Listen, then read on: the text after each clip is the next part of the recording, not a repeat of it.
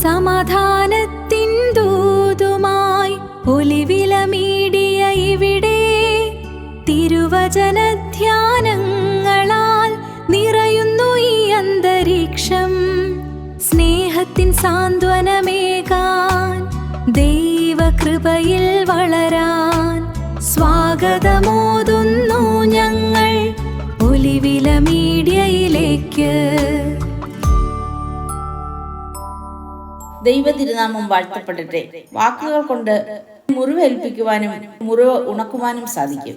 ഇന്നത്തെ സൈബർ ഇടങ്ങൾ ശ്രദ്ധിച്ചാൽ എത്രയോ പേരാണ് വാക്കുകൾ കൊണ്ട് മുറിവേൽക്കുന്നതെന്ന് മനസ്സിലാകും. ഏതെങ്കിലും ഒരു വാർത്തയിലോ വീഡിയോയിലോ ഉൾപ്പെടുന്ന വ്യക്തികളെ അതിലെ സത്യാവസ്ഥയോ അവരുടെ പശ്ചാത്തലമോ പോലും നോക്കാതെ തികച്ചും മോശമായ വാക്കുകൾ കൊണ്ട് വേട്ടയാടുന്ന പ്രവണത.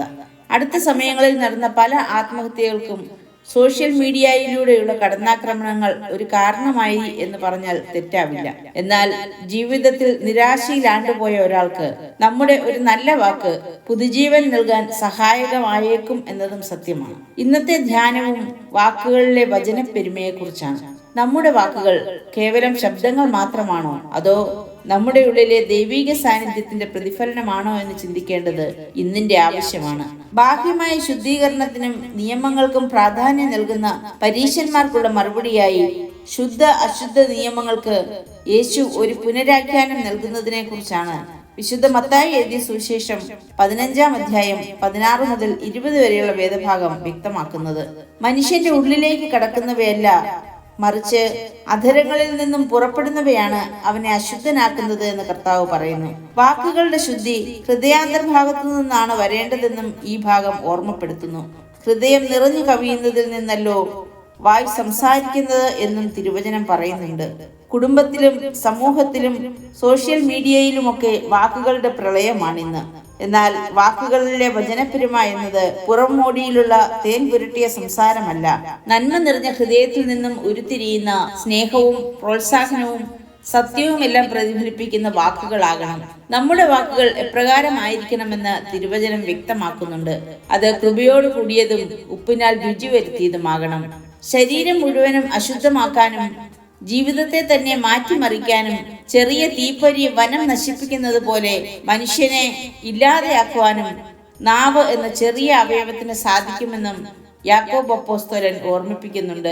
പല കുടുംബ ബന്ധങ്ങളും വ്യക്തിബന്ധങ്ങളും സാമൂഹിക ബന്ധങ്ങളും ഒക്കെ തകരുന്നതിന് കാരണം നിയന്ത്രണമില്ലാത്ത നാവാണ് എന്ന് പറഞ്ഞാൽ അതിശയോക്തിയാവില്ല. ഹൃദയവിശുദ്ധിയും നാവിനെ നിയന്ത്രിക്കുന്നതും നാവിന്മേലുള്ള അധികാരവും എല്ലാം ഒന്നു ചേരുമ്പോഴാണ് വചനപ്പെരുമ സാധ്യമാകുന്നത്. മരണവും ജീവനും നാവിന്റെ അധികാരത്തിലിരിക്കുന്നുവെന്ന് സദൃശ്യവാക്യവും പറയുന്നു. നമ്മുടെ വാക്കുകൾക്ക് എത്രമാത്രം മറ്റുള്ളവരെ സ്വാധീനിക്കുവാൻ കഴിയുന്നുണ്ട് എന്ന് ചിന്തിക്കാം. കോപത്തിന്റെയും കയ്പിന്റെയും വഞ്ചനയുടെയും വാക്കുകളെ നിയന്ത്രിക്കുവാൻ നമുക്ക് സാധ്യമാകുന്നുണ്ടോ? നിങ്ങളുടെ വാക്കുകളെ സൂക്ഷിക്കുക, അവ നിങ്ങളുടെ ഹൃദയത്തിന്റെ യഥാർത്ഥ അവസ്ഥ വെളിപ്പെടുത്തുന്നുവെന്ന് ഒരു ചിന്തകൻ പറഞ്ഞിട്ടുണ്ട്. ഒരു പ്രസ്താവനയിലൂടെ, ഒരു ചെറിയ കമന്റിലൂടെ, ഒരു ചാറ്റിലൂടെയൊക്കെ ഒരാളെ തകർക്കുമ്പോൾ നമ്മുടെ ഹൃദയത്തിലെ മാലിന്യത്തിന്റെ ബഹിർസ്ഫുരണമാണ് എന്നോർക്കുക. അപരന്റെ വേദന അറിയാതെ നാം തൊടുത്തുവിടുന്ന വാക്കുകൾ അവന്റെ ഹൃദയത്തെ തകർക്കുന്ന അമ്പുകളായി മാറുന്ന പല സംഭവങ്ങളും സമൂഹത്തിൽ നാം കേട്ടറിഞ്ഞിട്ടുണ്ടാവാം. എന്നാൽ പ്രളയകാലത്തും മഹാമാരിയുടെ സമയത്തുമെല്ലാം നന്മയുടെ പല വാക്കുകളും നാം കേട്ടതുമാണ്. ഞങ്ങൾ കൂടെയുണ്ട്, പേടിക്കേണ്ട എന്ന് വിളിച്ചു പറഞ്ഞ് ജാതിമത ഭേദമന്യേ ഒരു ജനതയെ ജീവിതത്തിലേക്ക് കൊണ്ടുവന്നവരെയും നാം കണ്ടതാണ്. ഹൃദയത്തിൽ നന്മ നിറച്ചവർക്കേ അനുഗ്രഹത്തിന്റെ വാക്കുകൾ പുറപ്പെടുവിക്കുവാൻ കഴിയൂ. നമ്മുടെ വാക്കുകളിൽ കേവലം തിന്മ ഇല്ലാതായാൽ മാത്രം പോരാ, കേൾക്കുന്നവർക്ക് കൃപയും പ്രോത്സാഹനവും നൽകുന്നതാകണം. ഓരോ വാക്കിനും ദൈവം മുമ്പാകെ മറുപടി പറയേണ്ടവരാണ് നാം എന്നത് മറന്നു പോകരുത്. വാക്കും പ്രവൃത്തിയും തമ്മിലുള്ള പൊരുത്തമില്ലായ്മ ഏറെയുള്ള ഒരു കാലഘട്ടത്തിലാണ് നാം ജീവിക്കുന്നത്. എന്നാൽ വാക്കും പ്രവൃത്തിയും ഒന്നായിരിക്കുന്നവനാണ് നമ്മുടെ കർത്താവ്. ആദിയിൽ സകലവും സൃഷ്ടിക്ക് മുഖാന്തരമായ ആ ദൈവവചനം ജഡാവതാരം എടുത്തവൻ, ആ വചനമാകുന്ന ക്രിസ്തുവിനെ ഒന്ന് ഉയർത്തിക്കാട്ടുവാൻ നമ്മുടെ വാക്കുകൾക്ക് സാധിക്കുന്നുണ്ടോ? ഇന്നത്തെ വചനഘോഷണങ്ങൾ നമ്മുടെ ശബ്ദ സൗന്ദര്യവും വാക്ചാതുര്യവും കേൾവിക്കാരിലേക്ക് എത്തിക്കുവാനുള്ള തത്രപ്പാടുകളായി തീരുന്നുണ്ടോ? അതോ ആ വചനങ്ങൾ കേൾവിക്കാരുടെ ഹൃദയത്തിൽ ക്രിസ്തുവായി ജഡാവതാരം ചെയ്യുന്നുവോ? വചന പ്രഘോഷണങ്ങൾ ദൈവപുത്രന്റെ ശബ്ദം ശ്രവിക്കുവാനുള്ള അവസരങ്ങളാകണം. കേവലം കേൾവി മാത്രമാകാതെ ജീവന്റെ ആഘോഷമാകണം. വചനം ജഡമായി തീർന്ന ക്രിസ്തുവിന് മഹത്വം നൽകുന്നതാവണം നമ്മുടെ വാക്കുകൾ. അപ്പോഴാണ് വാക്കുകളിലെ വചനം മഹത്വമുള്ളതായി തീരുന്നത്. പ്രിയമുള്ളവരെ, നമ്മുടെ വാക്കുകൾ നമ്മുടെ ഹൃദയത്തിന്റെ കണ്ണാടിയാണ്. ഹൃദയത്തിൽ സ്നേഹവും വിശുദ്ധിയും നിറഞ്ഞാൽ മാത്രമേ നമ്മുടെ നാവിൽ അനുഗ്രഹത്തിന്റെ വചനങ്ങൾ നിറയുകയുള്ളൂ. ബാഹ്യമായ ആചാരങ്ങളിലും ആഡംബരങ്ങളിലും മുഴുകി ഹൃദയത്തിലെ നന്മയെ കാത്തു സൂക്ഷിക്കുവാൻ കഴിയാതെ പോയ കുറവുകളെ ദൈവസന്നിധിയിൽ നമുക്ക് നേറ്റു പറയാം. വാക്കുകളാൽ മറ്റുള്ളവരെ മുറിപ്പെടുത്തിയതോർത്ത് ഒന്ന് പശ്ചാത്തപിക്കാം. യഹോവേ, എന്റെ വായ്ക്കൊരു കാവൽ നിർത്തി എന്റെ അധരദ്വാരം കാക്കേണമേ എന്ന സങ്കീർത്തനക്കാരന്റെ പ്രാർത്ഥന നമ്മുടെ ഉള്ളിൽ ഉണ്ടാവട്ടെ.